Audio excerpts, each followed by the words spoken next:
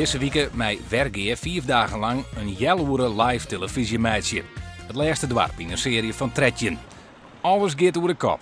Mensen nemen snipperdagen op, taagje met televisies, kabels, plakken posters.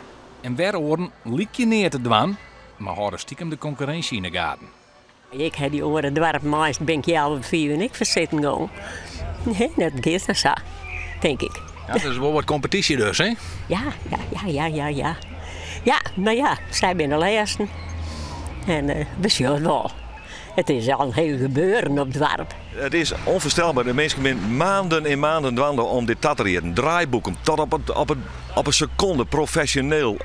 Klofte mensen die er in werkgroepen mee dwanden binnen. Zo'n heel dorp is na 2-3 maanden alleen nog maar hier mee dwanden. En dan is een hele totaliteit. En dat is fascinerend om te zien. Dit mag een paar uur van de uitsturing nog gebeuren. Ja, maar dat droog het in 4 minuten, dus het hindert niks. Je had er maar druk mee, hè? Ja, valt wel mooi. Heel leuk werk, hè? Nou sneunt hij om, maakt het een jury live op televisie bekend. Water van teruggeeft met €10.000 voor een goed doel in Harendwarp.